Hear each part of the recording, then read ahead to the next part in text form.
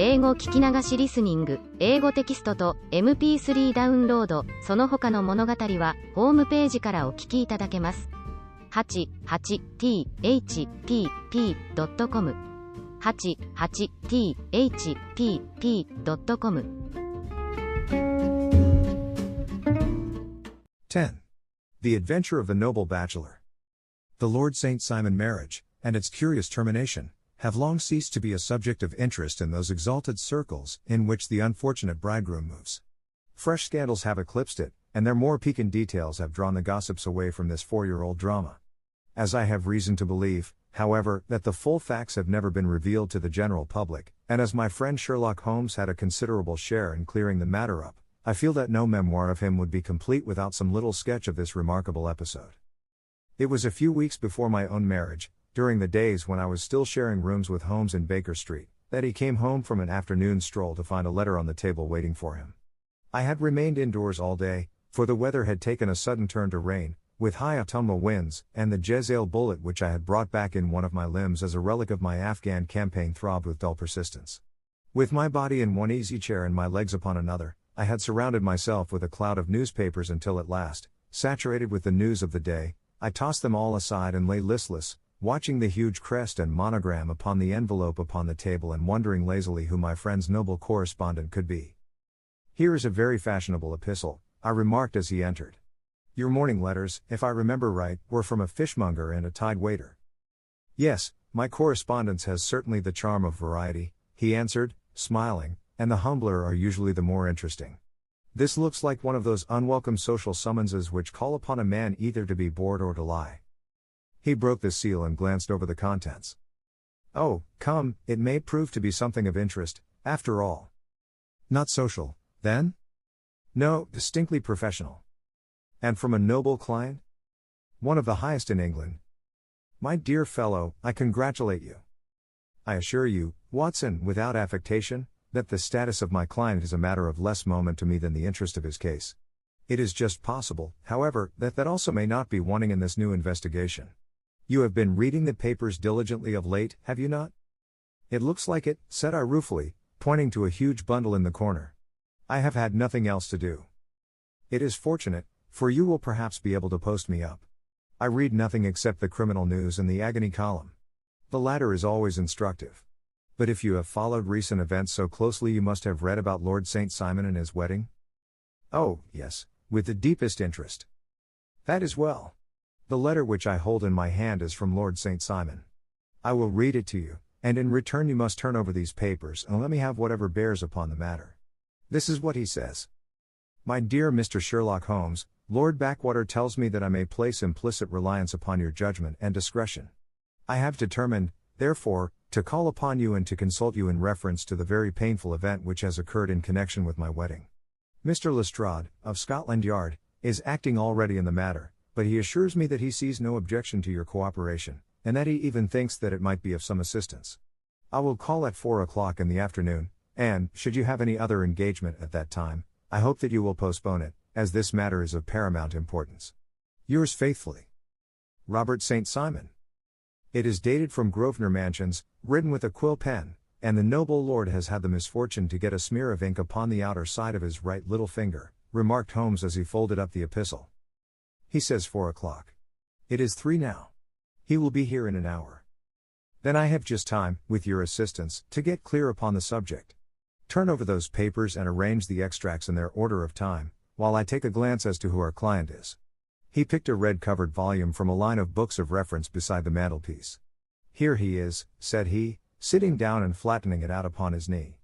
"Lord Robert Walsingham de Vere St. Simon, second son of the Duke of Balmoral. Arms, azure, 3 caltrops in chief over a fess sable. Born in 1846. He's 41 years of age, which is mature for marriage. Was Under-Secretary for the Colonies in a late administration. The Duke, his father, was at one time Secretary for Foreign Affairs. They inherit Plantagenet blood by direct descent, and Tudor on the distaff side. Well, there is nothing very instructive in all this. I think that I must turn to you, Watson, for something more solid." "I have very little difficulty in finding what I want," said I, "for the facts are quite recent, and the matter struck me as remarkable. I feared to refer them to you, However, as I knew that you had an inquiry on hand and that you disliked the intrusion of other matters. Oh, you mean the little problem of the Grosvenor Square furniture van. That is quite cleared up now, though, indeed, it was obvious from the first. Pray give me the results of your newspaper selections. Here is the first notice which I can find. It is in the personal column of the Morning Post, and dates, as you see, some weeks back. A marriage has been arranged, it says, and will, if rumor is correct, very shortly take place, between Lord Robert St. Simon, second son of the Duke of Balmoral, and Miss Hattie Duran, the only daughter of Aloysius Duran, Esquire, of San Francisco, California, USA. That is all. Terse and to the point, remarked Holmes, stretching his long, thin legs towards the fire. There was a paragraph amplifying this in one of the society papers of the same week. Ah, here it is. There will soon be a call for protection in the marriage market, for the present free trade principle appears to tell heavily against our home product. One by one the management of the noble houses of Great Britain is passing into the hands of our fair cousins from across the Atlantic. An important addition has been made during the last week to the list of the prizes which had been borne away by these charming invaders. Lord St. Simon, who has shown himself for over 20 years proof against the little god's arrows, has now definitely announced his approaching marriage with Miss Hattie Duran, the fascinating daughter of a California millionaire. Miss Duran, whose graceful figure and striking face attracted much attention at the Westbury House festivities, is an only child, and it is currently reported that her dowry will run to considerably over the 6 figures, with expectancies for the future. As it is an open secret that the Duke of Balmoral has been compelled to sell his pictures within the last few years, and as Lord St. Simon has no property of his own save the small estate of Birchmoor, it is obvious that the Californian heiress is not the only gainer by an alliance which will enable her to make the easy and common transition from a Republican lady to a British peeress. Anything else? Asked Holmes, yawning. Oh yes, plenty. Then there is another note in the Morning Post to say that the marriage would be an absolutely quiet one, that it would be at St. George's, Hanover Square, that only half a dozen intimate friends would be invited, and that the party would return to the furnished house at Lancaster Gate which has been taken by Mr. Aloysius Duran. 2 days later, that is, on Wednesday last, there is a curt announcement that the wedding had taken place, and that the honeymoon would be passed at Lord Backwater's place, near Petersfield. Those are all the notices which appeared before the disappearance of the bride. Before the what? Asked Holmes with a start. The vanishing of the lady. When did she vanish, then? At the wedding breakfast. Indeed. This is more interesting than it promised to be, quite dramatic, in fact. Yes, it struck me as being a little out of the common.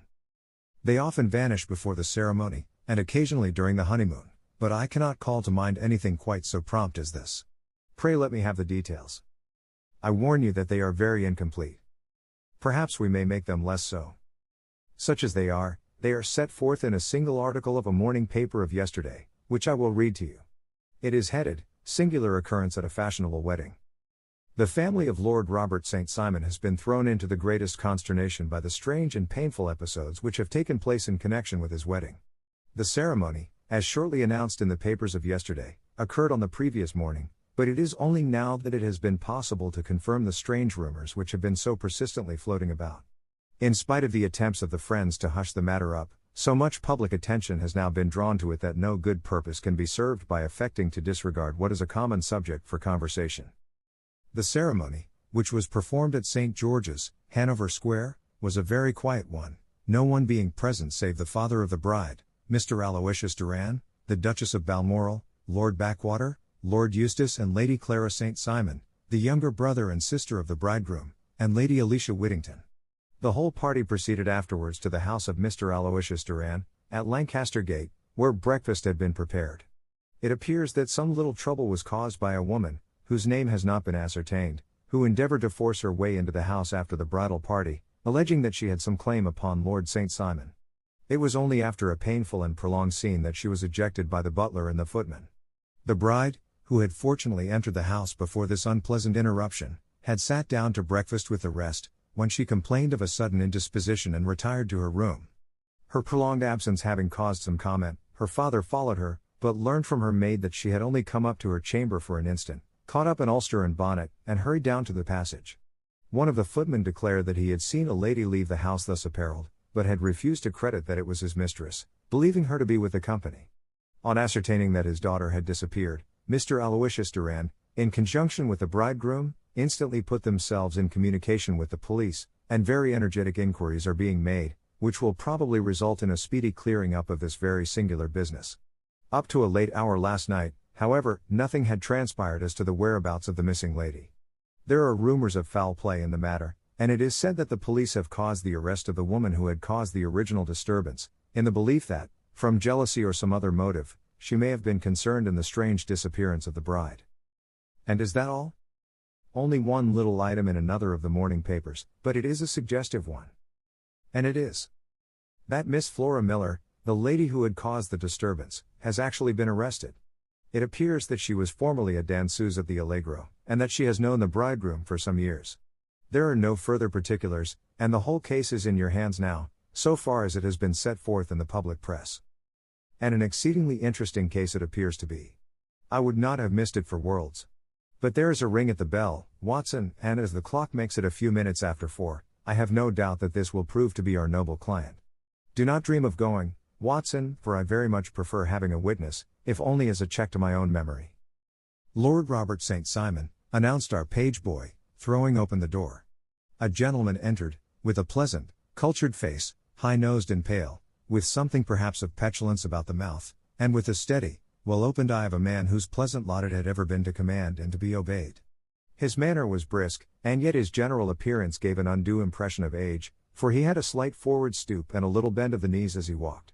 His hair, too, as he swept off his very curly-brimmed hat, was grizzled round the edges and thin upon the top. As to his dress, it was careful to the verge of foppishness, with high collar, black frock coat, white waistcoat, yellow gloves, patent leather shoes, and light-collared gaiters. He advanced slowly into the room, turning his head from left to right, and swinging in his right hand the cord which held his golden eyeglasses. "Good day, Lord St. Simon," said Holmes, rising and bowing. "Pray take the basket chair. This is my friend and colleague, Dr. Watson.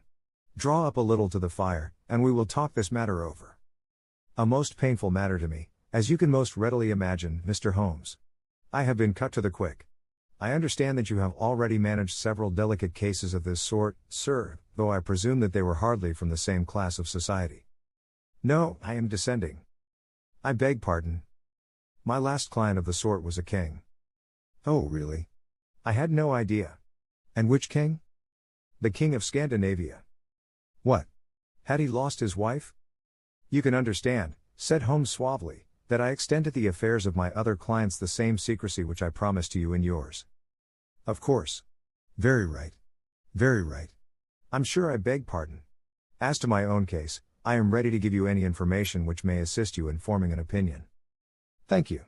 I have already learned all that is in the public prints, nothing more.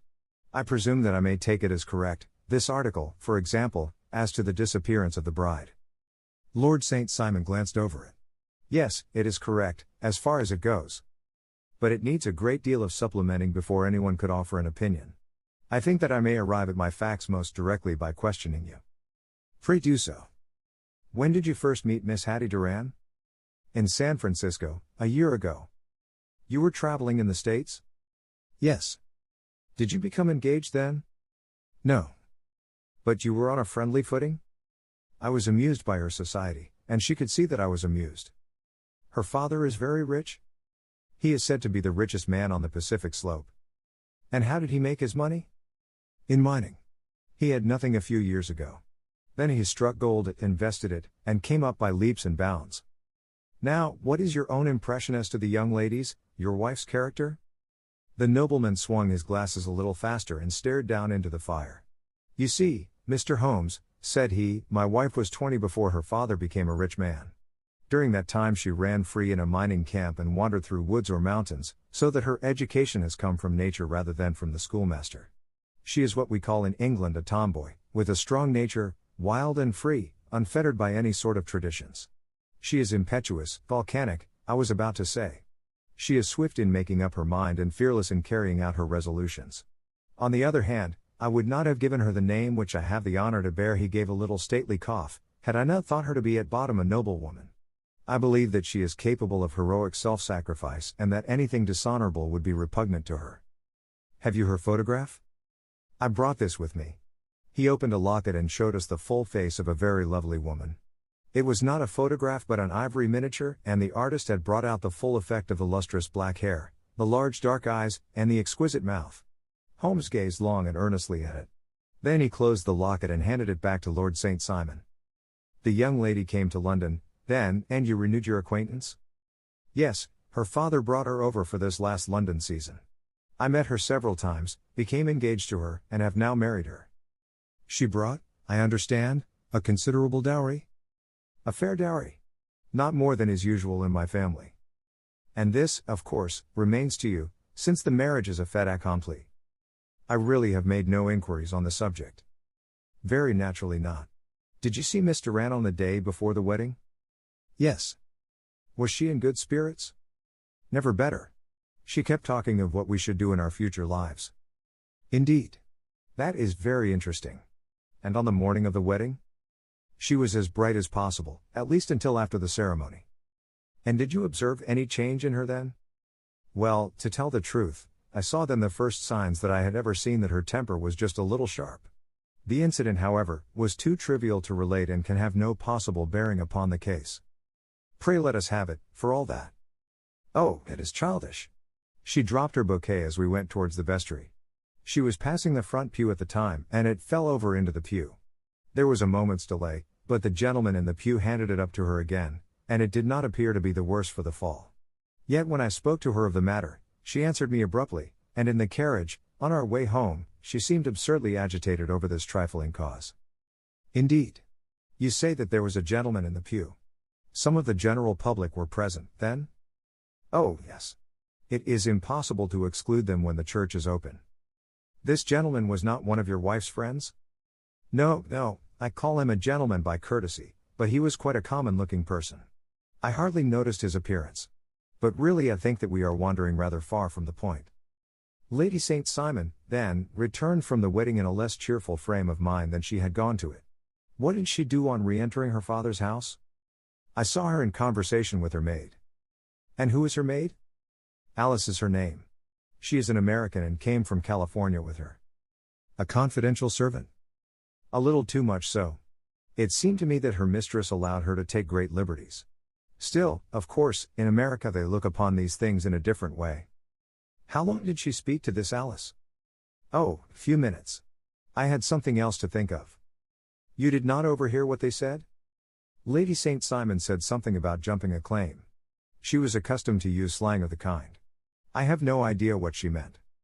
American slang is very expressive sometimes. And what did your wife do when she finished speaking to her maid? She walked into the breakfast room.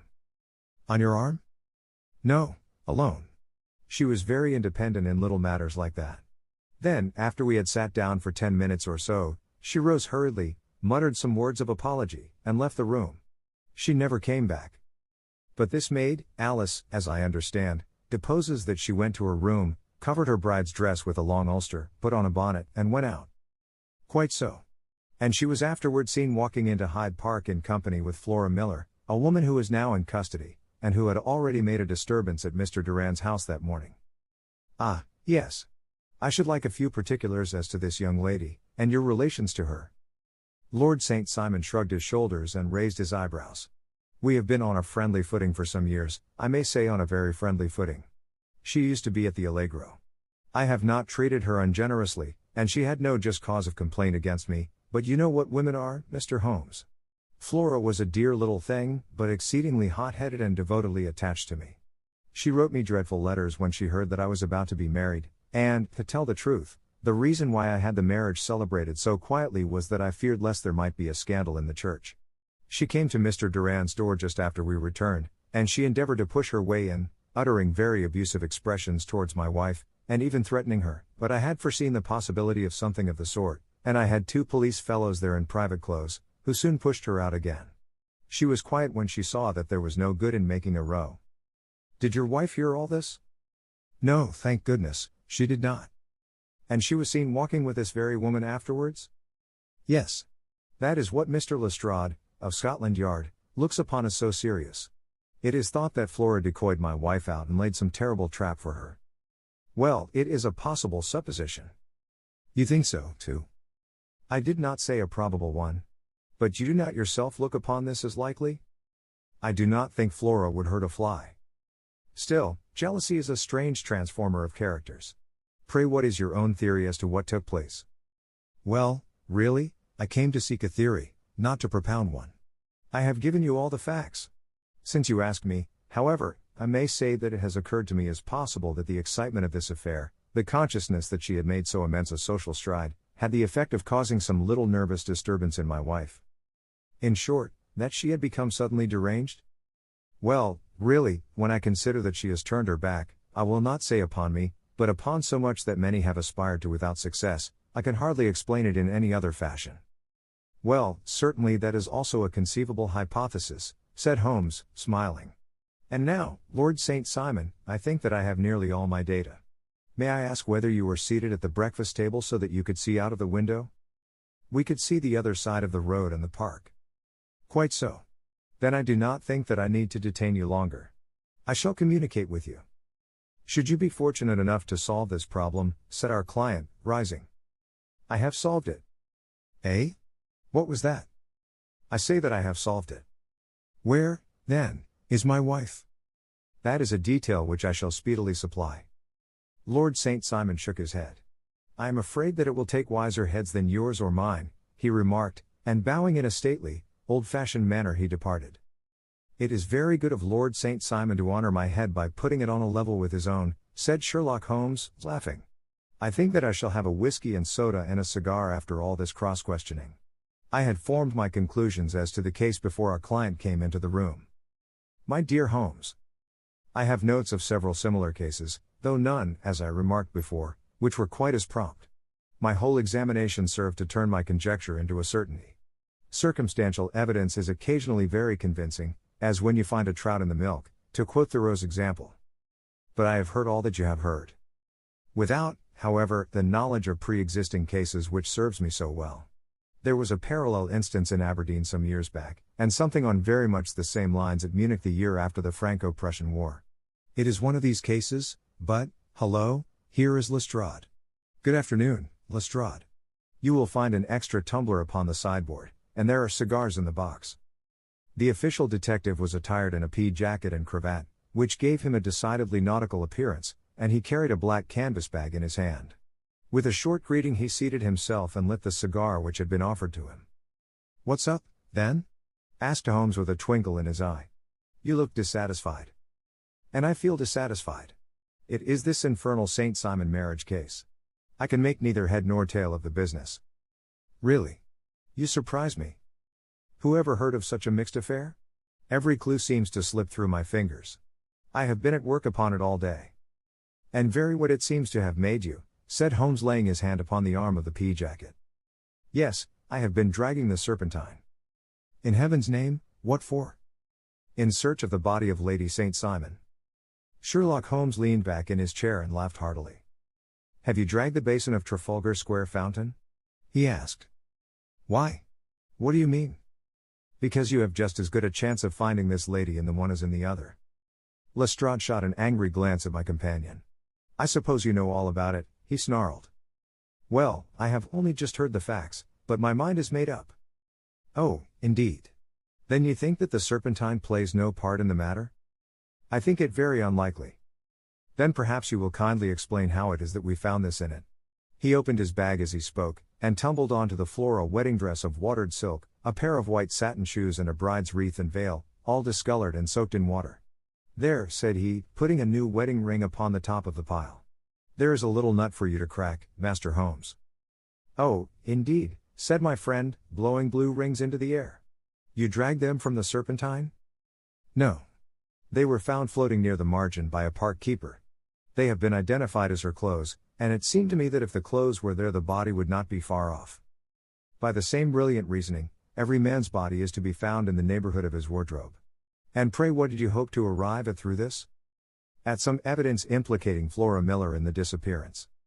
I am afraid that you will find it difficult. Are you, indeed, now? Cried Lestrade with some bitterness. I am afraid, Holmes, that you are not very practical with your deductions and your inferences. You have made 2 blunders in as many minutes.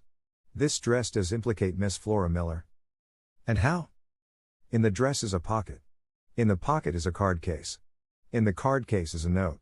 And here is the very note. He slapped it down upon the table in front of him. Listen to this, you will see me when all is ready. Come at once. F. H. M.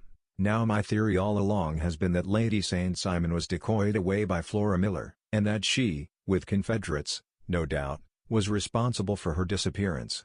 Here, signed with her initials, is the very note which was no doubt quietly slipped into her hand at the door and which lured her within their reach.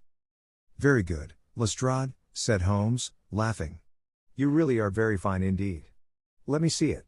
He took up the paper in a listless way, but his attention instantly became riveted, and he gave a little cry of satisfaction. This is indeed important, said he. Ha! You find it so? Extremely so. I congratulate you warmly. Lestrade rose in his triumph and bent his head to look. Why, he shrieked, you're looking at the wrong side. On the contrary, this is the right side. The right side? You're mad. Here is the note written in pencil over here. And over here is what appears to be the fragment of a hotel bill, which interests me deeply. There's nothing in it. I looked at it before, said Lestrade. October 4th, rooms 8s, breakfast 2s. 6D, cocktail 1s, lunch 2s. 6D, glass sherry, 8D. I see nothing in that. Very likely not. It is most important, all the same. As to the note, it is important also, or at least the initials are, so I congratulate you again. I've wasted time enough, said Lestrade, rising. I believe in hard work and not in sitting by the fire spinning fine theories. Good day, Mr. Holmes, and we shall see which gets to the bottom of the matter first. He gathered up the garments, thrust them into the bag, and made for the door. Just one hint to you, Lestrade, drawled Holmes before his rival vanished, I will tell you the true solution of the matter. Lady St. Simon is a myth. There is not, and there never has been, any such person. Lestrade looked sadly at my companion. Then he turned to me, tapped his forehead 3 times, shook his head solemnly, and hurried away. He had hardly shut the door behind him when Holmes rose to put on his overcoat. There is something in what the fellow says about outdoor work, he remarked, so I think, Watson, that I must leave you to your papers for a little. It was after 5 o'clock when Sherlock Holmes left me, but I had no time to be lonely, for within an hour there arrived a confectioner's man with a very large flat box. This he unpacked with the help of a youth whom he had brought with him, and presently, to my very great astonishment, a quite Epicurean little cold supper began to be laid out upon our humble lodging-house mahogany. There were a couple of brace of cold woodcock, a pheasant, a pâté de foie gras pie with a group of ancient and cobwebby bottles. Having laid out all these luxuries, my 2 visitors vanished away, like the genii of the Arabian Nights, with no explanation save that the things had been paid for and were ordered to this address. Just before 9 o'clock Sherlock Holmes stepped briskly into the room. His features were gravely set, but there was a light in his eye which made me think that he had not been disappointed in his conclusions. They have laid the supper, then, he said, rubbing his hands. You seem to expect company. They have laid for 5. Yes, I fancy we may have some company dropping in, said he. I am surprised that Lord St. Simon has not already arrived. Ha! I fancy that I hear his step now upon the stairs. It was indeed our visitor of the afternoon who came bustling in, dangling his glasses more vigorously than ever, and with a very perturbed expression upon his aristocratic features. My messenger reached you, then? Asked Holmes. Yes, and I confess that the contents startled me beyond measure. Have you good authority for what you say? The best possible. Lord St. Simon sank into a chair and passed his hand over his forehead.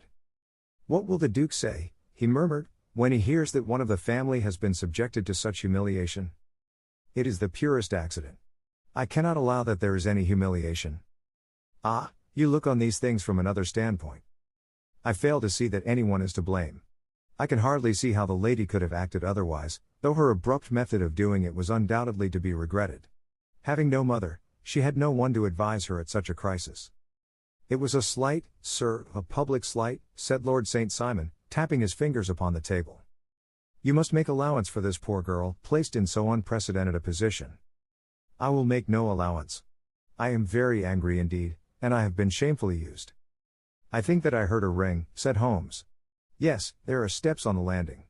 If I cannot persuade you to take a lenient view of the matter, Lord St. Simon, I have brought an advocate here who may be more successful. He opened the door and ushered in a lady and gentleman.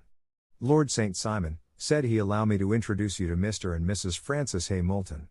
The lady, I think, you have already met. At the sight of these newcomers, our client had sprung from his seat and stood very erect, with his eyes cast down and his hand thrust into the breast of his frock coat, a picture of offended dignity. The lady had taken a quick step forward and had held out her hand to him, but he still refused to raise his eyes. It was as well for his resolution, perhaps, for her pleading face was one which it was hard to resist. "You're angry, Robert," said she. "Well, I guess you have every cause to be." "Pray make no apology to me," said Lord St. Simon bitterly. "Oh, yes, I know that I have treated you real bad and that I should have spoken to you before I went, but I was kind of rattled, and from the time when I saw Frank here again I just didn't know what I was doing or saying. I only wonder I didn't fall down and do a faint right there before the altar. Perhaps, Mrs. Moulton, you would like my friend and me to leave the room while you explain this matter?" "If I may give an opinion," remarked the strange gentleman, "we've had just a little too much secrecy over this business already. For my part, I should like all Europe and America to hear the rights of it." He was a small, wiry, sunburnt man, clean-shaven, with a sharp face and alert manner. "Then I'll tell our story right away," said the lady. "Frank here and I met in '84, in McQuire's camp, near the Rockies, where Pa was working a claim. We were engaged to each other, Frank and I, but then one day Father struck a rich pocket and made a pile, while poor Frank here had a claim that petered out and came to nothing. The richer Pa grew, the poorer was Frank, so at last Pa wouldn't hear of our engagement lasting any longer, and he took me away to Frisco. Frank wouldn't throw up his hand, though, so he followed me there, and he saw me without Pa knowing anything about it. It would only have made him mad to know, so we just fixed it all up for ourselves. Frank said that he would go and make his pile, too, and never come back to claim me until he had as much as Pa. So then I promised to wait for him to the end of time and pledged myself not to marry anyone else while he lived. 'Why shouldn't we be married right away, then,' said he, 'and then I will feel sure of you, and I won't claim to be your husband until I come back?' Well, we talked it over, and he had fixed it all up so nicely, with a clergyman all ready and waiting, that we just did it right there, and then Frank went off to seek his fortune, and I went back to Pa. The next I heard of Frank was that he was in Montana, and then he went prospecting in Arizona, and then I heard of him from New Mexico. After that came a long newspaper story about how a miners' camp had been attacked by Apache Indians, and there was my Frank's name among the killed. I fainted dead away, and I was very sick for months after. Pa thought I had a decline and took me to half the doctors in Frisco. Not a word of news came for a year and more, so that I never doubted that Frank was really dead.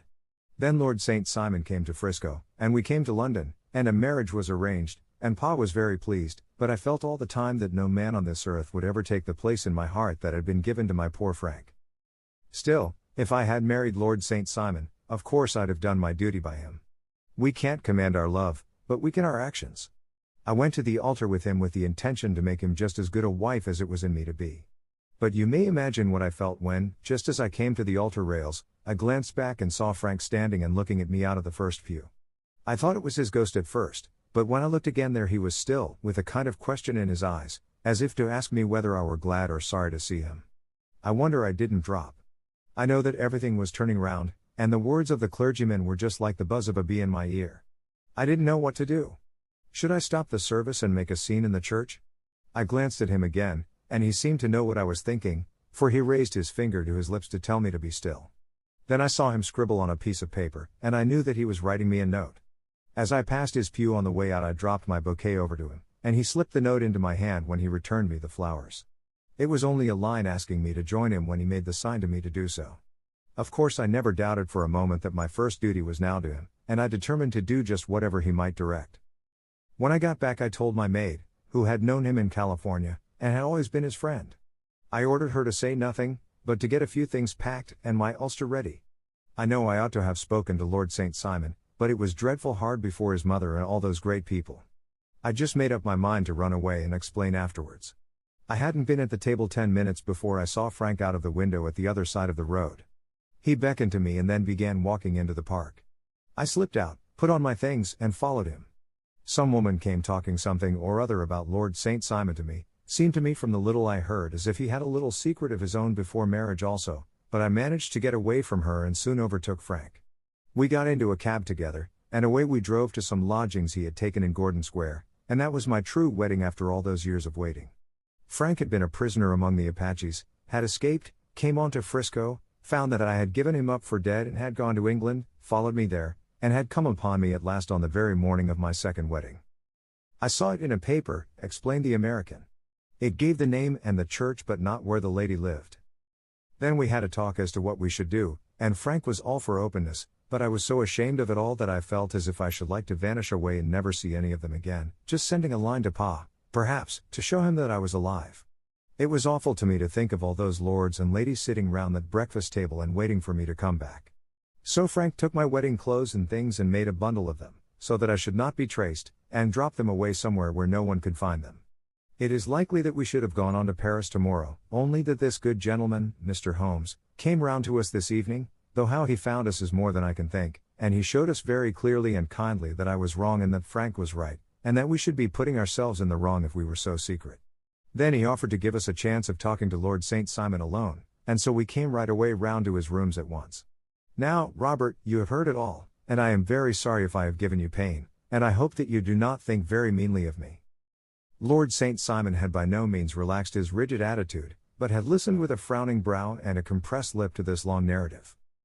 "Excuse me," he said, "but it is not my custom to discuss my most intimate personal affairs in this public manner." "Then you won't forgive me? You won't shake hands before I go?" "Oh, certainly, if it would give you any pleasure." He put out his hand and coldly grasped that which she extended to him. "I had hoped," suggested Holmes, "that you would have joined us in a friendly supper." "I think that there you ask a little too much," responded his lordship. "I may be forced to acquiesce in these recent developments, but I can hardly be expected to make merry over them. I think that with your permission I will now wish you all a very good night." He included us all in a sweeping bow and stalked out of the room. "Then I trust that you at least will honor me with your company," said Sherlock Holmes. "It is always a joy to meet an American, Mr. Moulton, for I am one of those who believe that the folly of a monarch and the blundering of a minister in far-gone years will not prevent our children from being some day citizens of the same worldwide country under a flag which shall be a quartering of the Union Jack with the stars and stripes." "The case has been an interesting one," remarked Holmes when our visitors had left us, "because it serves to show very clearly how simple the explanation may be of an affair which at first sight seems to be almost inexplicable.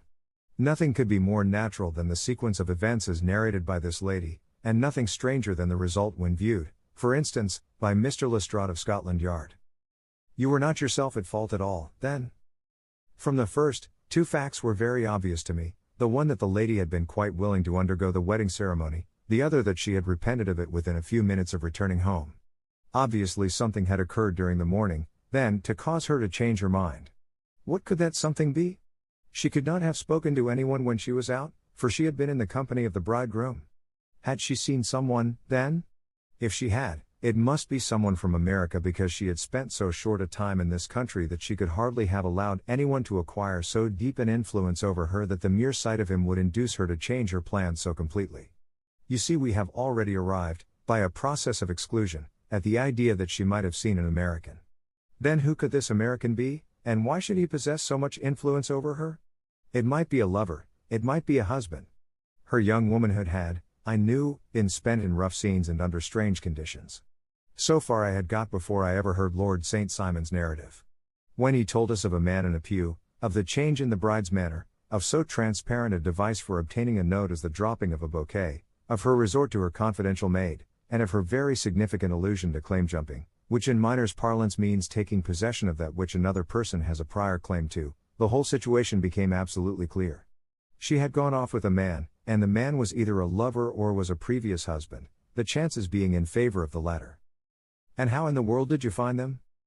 It might have been difficult, but friend Lestrade held information in his hands the value of which he did not himself know. The initials were, of course, of the highest importance, but more valuable still was it to know that within a week he had settled his bill at one of the most select London hotels. How did you deduce the select? By the select prices. 8 shillings for a bed and 8 pence for a glass of sherry pointed to one of the most expensive hotels. There are not many in London which charge at that rate. In the second one, which I visited in Northumberland Avenue, I learned by an inspection of the book that Francis H. Moulton, an American gentleman, had left only the day before, and on looking over the entries against him, I came upon the very items which I had seen in the duplicate bill. His letters were to be forwarded to 226 Gordon Square, so thither I travelled, and being fortunate enough to find the loving couple at home, I ventured to give them some paternal advice and to point out to them that it would be better in every way that they should make their position a little clearer both to the general public and to Lord St. Simon in particular. I invited them to meet him here, and, as you see, I made him keep the appointment. But with no very good result, I remarked. His conduct was certainly not very gracious. Ah, Watson, said Holmes, smiling, perhaps you would not be very gracious either, if, after all the trouble of wooing and wedding, you found yourself deprived in an instant of wife and of fortune. I think that we may judge Lord St. Simon very mercifully and thank our stars that we are never likely to find ourselves in the same position. Draw your chair up and hand me my violin, for the only problem we have still to solve is how to while away these bleak autumnal evenings.